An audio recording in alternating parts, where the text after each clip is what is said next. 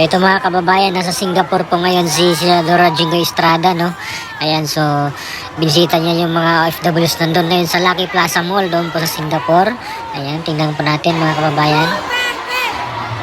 Ay, grabe, nagsigawan na po sila ng Duterte mga kababayan, no? Mismong sa harapan ni Senador Jingo Estrada mga kababayan ay sinisigaw po nila ang pangalang Duterte, no? Talagang alam ni Senator Jingo Estrada yan. Kasi sa dami ng mga OFWs na nandun, no? Sa Lucky Plaza Mall ngayong araw sa Singapore ay talagang Duterte ang kanilang isinisigaw mga kababayan. Ayan.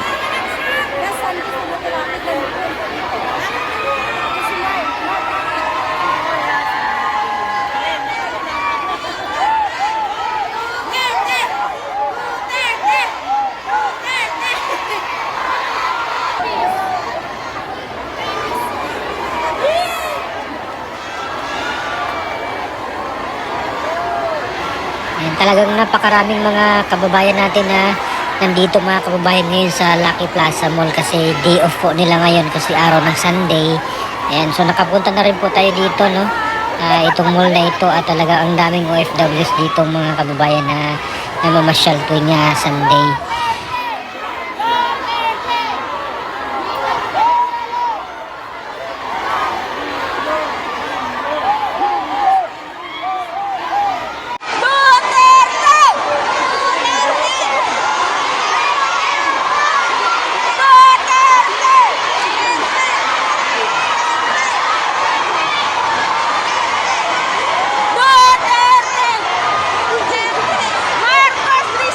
Ayan na, may sumigaw pa po Marcos resign mga kababayan. In-impeach pa si Sara eh. Ayun, galit po sila doon mga kababayan, no? Kasi in-impeach daw si VP Sara. Ayun, talagang galit sila ngayon.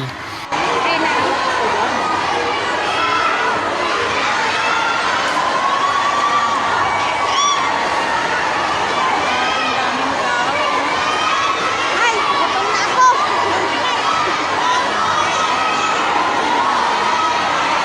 Duterte!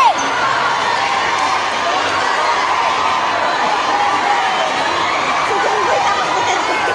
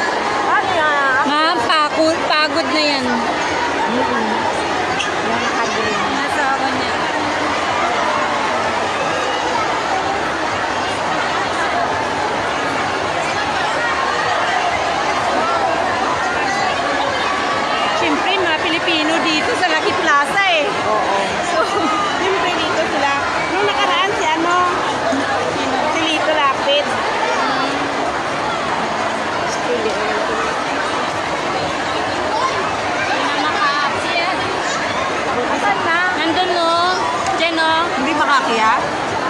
Inarap Wala naman. naman. Inarap yan. Kaya nga inarangan eh. Tara na. Sige, kami naman. Ano lang man? Share lang. Pati mga ibang lahi sumali na. Hoy, ako naman. Ang laki mo, ang laki mo. Yung ano, Dapat umikot siya doon. nag-ano siya doon. Doon banda. Dapat mag-escalator na yan para makaano na. Sino kayang nakanotice agad na nandito siya?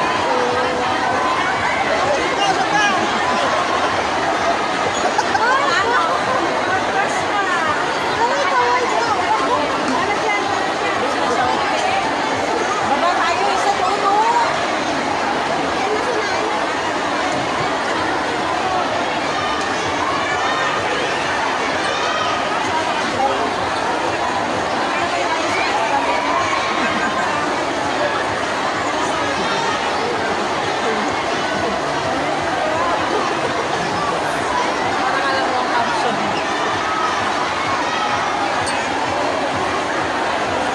Huwag nang mag-caption.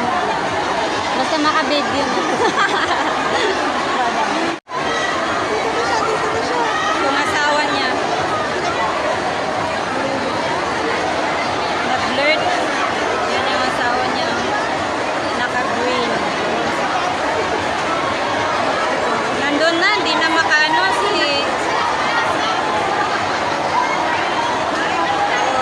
Jingo Estrada, di na makaano. Buti na, may ano na, security na. Kawawa naman, mapapagod yan. Hirap naman na. Oo.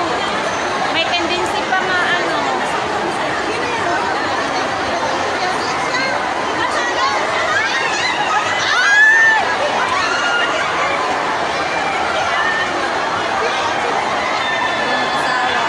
Sino yan? Asawa niya. Asawa ni ni Jinggoy. Jinggoy? Oo. Okay. Yung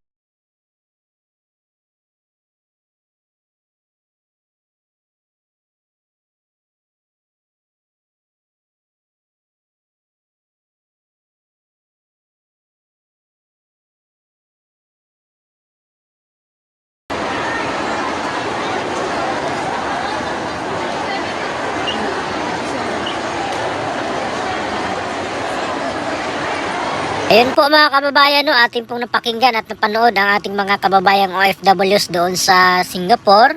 At talagang sinisigaw nila sila Pangulong Duterte at si Vice President Sara Duterte, no?